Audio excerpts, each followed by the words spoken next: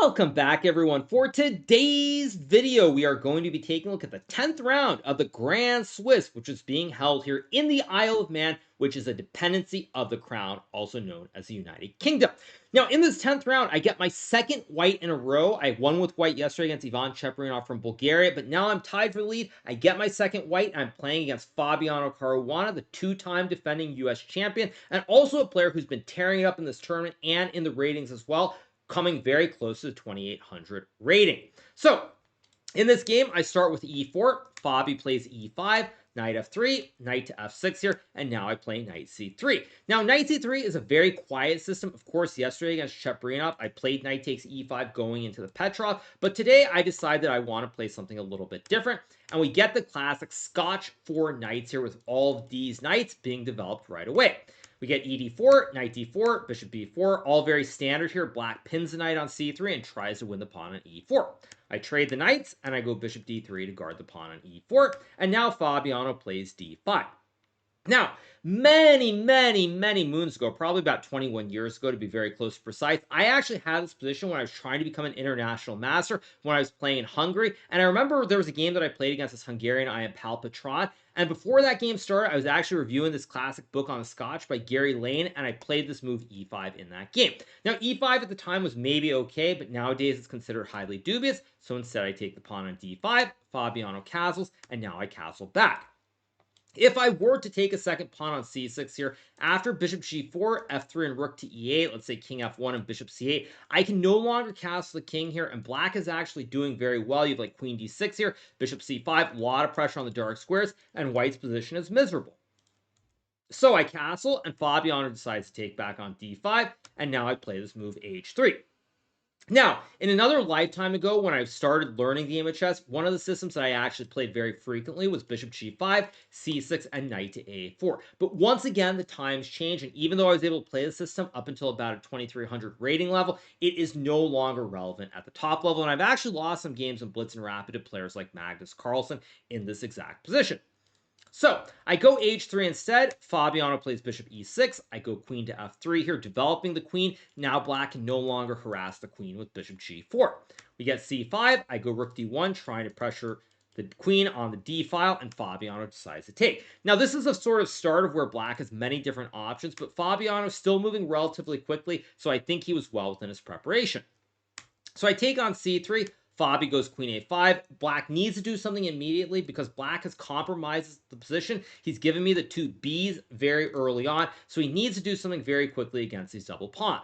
So I go bishop g5 here, and now Fabiano plays knight to e4. If Fabi were to grab what looks like a free pawn with queen c3 to guard the knight on f6, spaghetti-o, the classic fossil exists with bishop takes h7, checking the king, and after knight takes bishop, queen takes queen, knight takes bishop, queen takes pawn. I have a queen for a bishop and a knight, and I should win the game. So Fabi plays knight e4 instead, hitting both the pawn on c3 as well as the bishop on g5. I take the knight, he takes my bishop, and now I play this quiet-looking move, queen g3. Now, a lot of my inspiration for playing the Scotch 4 Knights was two players in particular, those players being David Perovian from Russia and Jeffrey Jean from the United States of America. Now, both of those players play the Scotch 4 Knights seemingly endlessly in the online tournaments, very specifically in Title Tuesday. So, in this game, I'm following a Perovian game that was played in Title Tuesday. I don't know who his opponent was. Someone in the comments can maybe let me know. But we're following this game between Dropzone, David Perovian, and Detsky Sad from Title Tuesday on Chess.com in the great year of 2022.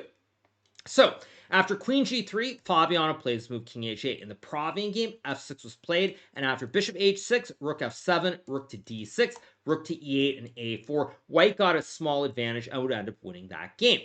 So, in this game, Fabi plays king h8. He doesn't really want to commit to weakening the pawn structure here, so he wants to keep the options available. f6, maybe f5, maybe h6, but there's a lot of flexibility. Now, fortunately, because of the Perovian game here, I'm able to move quickly, even though I'm out of my preparation. So I play a4 anyway, and the reason is quite simple. It's not so much that I'm worried about black capturing the pawn on a2, as much as that if black can get queen a4 here, he can put pressure on these pawns on c2 and a2. He can also retreat the queen backwards on the diagonal, or go to c4 as well. So I play a4 here, and I think Fabiano sort of fell asleep at the wheel. I think he assumed that in this game, I would be very happy with a draw for trying to qualify for the candidates. And so I think he thought, well, there can't be anything really dangerous going on, and he falls asleep at the wheel very quickly when he plays this move Rook fe8. Now, I don't blame Fabi for falling asleep at the wheel, because after this move Rook d6, on first glance, it doesn't look very obvious why Black is in trouble. But the reason Black is in trouble here is that the Black queen is getting completely dominated by the rook and the pawns. Basically, the queen cannot move here. The rook on a1 guards the pawn on a4. The queen on g3 guards the pawn on c3. And the queen can't go back on the 6th rank either. And if you play queen c7, for example, this loses the game to another fossil. Rook takes bishop, attacking the queen. Queen takes queen, rook takes rook, rook takes rook, pawn takes queen, and now I have an extra bishop and I win the game.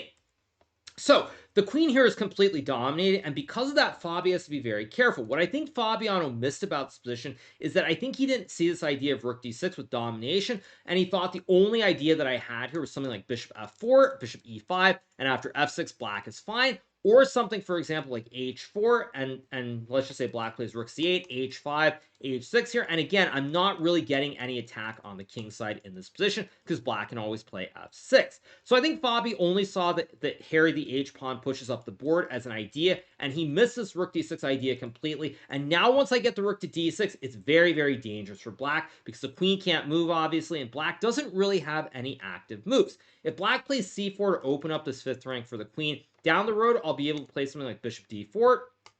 Let's say h6, bishop e5, f6, and bishop d4. And if I get this wooden shield on d4, white will always have practical chances to win the game. Additionally, because it's opposite color bishops, there are no pieces for black to remove this bishop with. You cannot trade the bishop since they're opposite colors, and the bishop is protected by the pawn, so this bishop will always be a problem for the rest of the game.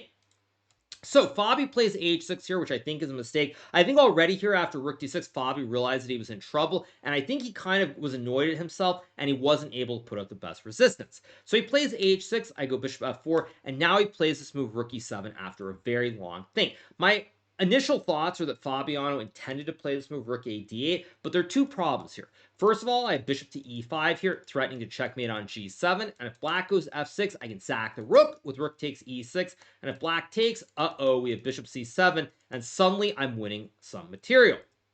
So black has to take on e5, and after rook e5, queen e5, white has a very big advantage here. The pawns on e4 and c5 are very weak. The king on h8 is very weak. Ideas like rook b1 and rook b7 exist as well. So black is in really bad shape. Now, I'm pretty sure that Fabiano initially intended to play rook d8, and then he realized it was a mistake, and he changed his mind. Also, after rook d8, I have rook c6, which is a very cute idea here, because if black were to play a move like rook d7, after bishop c7, the queen is trapped here on a5, black has to take back, and now white simply has a rook for a bishop and should win the game once again.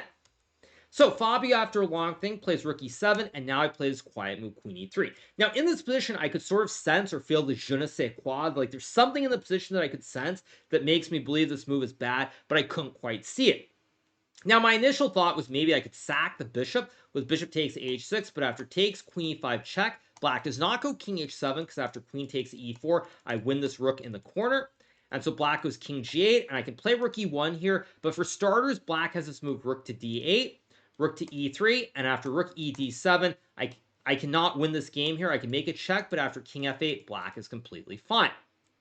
So for this reason, there's no point in sacking the bishop. Also, if I'm wrong and I miscalculate this, I could just lose the game because I am down a bishop with no concrete plan immediately. So once I discarded bishop takes h6, the two moves that I saw were bishop to e5 or queen to e3. And I ended up playing queen e3 simply because now I'm attacking e4 and c5. I'm also threatening to sack on h6. And black, again, does not have an obvious idea, and this queen is still completely out of the game. So here Fabi plays rook c8, another move he plays after a long thing, and this is simply a blunder here. Now, it's not a blunder because of what I played in the game, but ironically, there's a forced win here with bishop to e5, and after f6, I can sack the bishop, I can take on h6, and after king g8, there's an important move here, which is rook a d1, ignoring everything, and white is actually completely winning due to threats on the d file. f6 is hanging, g6 is hanging, and the computer says it's +3. Again, in this situation, very hard to sack a piece, because if I'm wrong, I could just lose the game. So instead, I play bishop takes h6 here, taking a pawn, because if black takes the bishop this way, now I win the game after queen h6, king g8, queen g5 check, king f8, and now I have queen f6 threatening to mate the king in the corner. If you go king e8, it's mate anyway, king can't escape. And if you play this move rook e8, I can sack the rook with rook takes e6, can't take with the pawn due to the pin, and after rook e6, check king e7, queen c8, queen c3, and rook to d1. White is completely winning here due to the open black king. So I'm feeling very, very good here, and Fabi plays f6 pretty quickly. Apparently, after rook d7, white is still much better after the trade and bishop f4, bishop f5, but black can maybe cover up with f6 at some point and survive for a bit longer. I do not think that Fabi would have survived the game, even if this had happened, but he would not have lost as quickly, most likely. So Fabi plays f6. Now I go queen takes e4 after a bit of a think. Perhaps I could have played bishop f4 here to prolong Fabi's suffering, because the pawns are still very weak. There's still no obvious counterplay, and the queen is still dominated on a5. So after, say, bishop f7, I can maybe go like h4 and maybe g4, h5 down the road, maybe king h2, maybe even rook d1 later on, and the suffering will continue. But in my heart of hearts, or my sort of my intuition as I was calculating, I felt that queen e4 had to work. I felt like there should be some way to win here after this move, even though it gives black counterplay. Fabi plays queen takes c3, attacking the rook. He does not take my bishop, because after rook takes e6, I'm simply winning the game. So he takes. I go rook a d1 here. An important move, by the way, because initially I thought that after rook d1, rook e8 here, I could just win with queen g6 in this position. But fortunately, I slowed down. Now, luckily for me, 2 games earlier in this tournament have gone very badly for me, where I got a winning position, and then I promptly moved quickly and messed it up. First example was obviously yesterday's game against Ivan Cheparinov from Bulgaria, where I messed up several wins by moving too quickly, but also in the third round against Aryan Chopra from India, I was winning that game very quickly, messed it all up, and had to start over from scratch. Now, fortunately, I would go on to win both of those games, but with both those experiences fresh on my mind, I was resolved in my heart of hearts to use my time and think. So I play rook d1 here after a long think. We get rook e8, and now I play this move, rook d8. Now, rook d8 is an important move here, because if I play queen g6, which was my initial idea when I calculated the position after queen e4, black can survive after g takes h6, because if I play rook to d8, he has this nice move, rook to g8, bishop guards the rook, and after takes, check, and rook h7, black is fine. And if I play rook d8, he can cover up with rook g7, takes rook h7, and black just shields with the rook, and the queen guards the pawn, and the game will be a draw. So I used a lot of time here, but calculated the sequence with rook d8 first, and now Fabi plays bishop g8. Because if Fabi takes on h6, now I can trade the rooks on e8. I can go queen g6, hitting the rook and the pawn here, and I'll just show you guys a couple sample lines. First one is rook to f8. Now I can take, check, king h8, and after rook to d3 with the idea of rook g3, I'm simply winning. If we get, say, queen e1, king h2, queen e5, rook g3, black cannot cover all these checkmating threats without giving up the queen, and then I win the game. Additionally, in this position after queen g6, if black plays the move bishop f7, which is a very tricky move, I do not take the bishop, because after rook to e1, takes, king h2, and queen f2, black will draw the game. Instead here, what I play is I play the move queen takes h6, king g8. I go for the classic rook lift here with rook d3, and after queen e1, king h2, the only way to stop this rook g3 idea is with rook e5, intending to cover, but I can play h4, covering the g5 square, followed by rook g3, and once again, I am winning.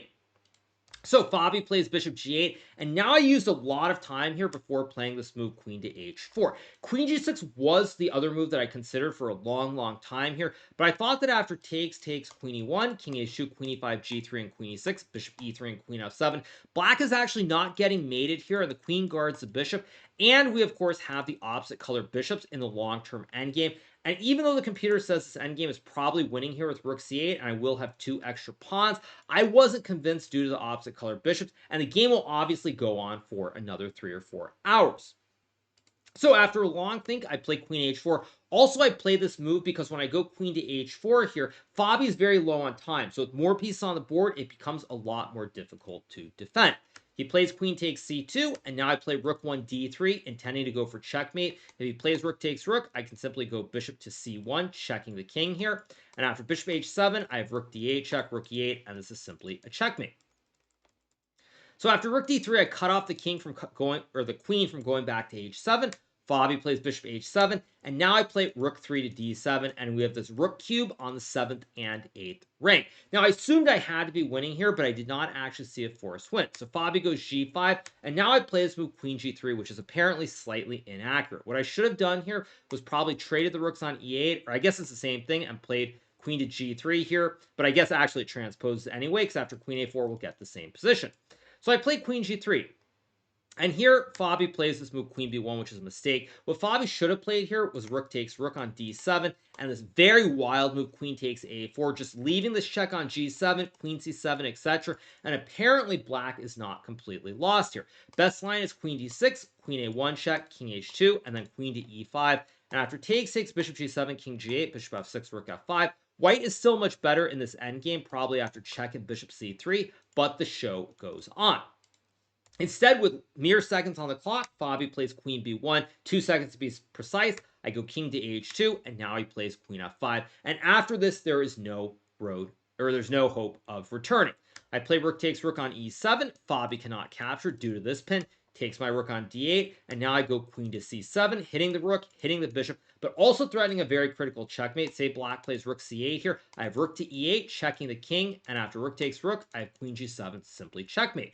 So because of the rook e8, queen g7 mate threat, the only way for black to stop mate, I guess, is queen f4 or rook g8, but after rook g8, I can also just go bishop g7, takes, and my queen covers e5 and f4, and it guards the rook on g7, and the rest will be very basic. So Fabi goes queen f4, I trade the queens, and now I play bishop g7 check, king g8, I take on f6, and here he plays the move bishop b1, and now I play the very safe move, rook to g7 check. I could, of course, play rook takes a7 and probably win the game as well, but I know that this opposite color bishop endgame is winning, so I check, we get king f8, I take the rook, he takes, I go bishop g5, he plays f3, only move, of course, because if I ever get this third pawn here, for example, now I'm pushing 3 pawns up the king side, and all these pawns will win the game. So Fabi goes f3, and now, of course, I play g4. I do not take the pawn on f3. If I were to take on f3, the game probably will be a draw here, because black can basically prevent my king from getting in. Let's say we get some position like this, just to set it up, to be precise. And my king can never get in. If I go king h4, for example, black can play bishop a4 here. And with the pawn split by 1 row here, there's only 1 row between these 2 pawns. This is a technical draw. So instead I go g4, Fabi plays c4, I go king g3, bishop e4 to guard the pawn, and now after bishop d2, Fabiano resigns the game here because there's no way to stop both the g and the h pawns. One sample line would be, say, a6, I'll put the pawn on a5 to fix the pawn on the opposite color of the bishop, and after king g6, I can simply go h4, king f4, and now I go h5 here. He plays like bishop e8, g5, g6, and this position is very simply winning as I just escort these 2 pawns up the board. And most importantly, when we look at this position here, the bishop blockades the 1-pass pawn. So it's just very simple here with these g and h pawns going up the board. I push p, and for that reason, Fabiano resigns this game here in this position after bishop d2. So, a very, very big win for me. I maintain my standing. Both the other top 2 boards, I believe, were decisive. So, there's still going to be a 3-way tie going into the final round tomorrow. There are 2 candidate spots up for grabs, but for myself, I've now solidified my rating as well. So, barring something horrible happening, I also in great shape to potentially qualify for the candidates via the rating slot. So overall, very good, very smooth game. I get a big win here against Fabiano, my 3rd straight win against him, actually, if we look back to the candidates, Norway chess, and here. So I've won 3 in a row against Fabi. I'm tied for the lead, and all things are going great. So, on that note, I hope you guys have enjoyed this recap from the 10th round of the Grand Swiss being held here in the Isle of Man. If you like my content, the recaps, the Twitch stuff, everything else, the speed runs, make sure to smash that subscribe button below if you haven't already. And I will be back tomorrow with a final recap after the 11th and very explosive round of the Grand Swiss here in the Isle of Man. See you guys soon. Have a great rest of your day. Bye.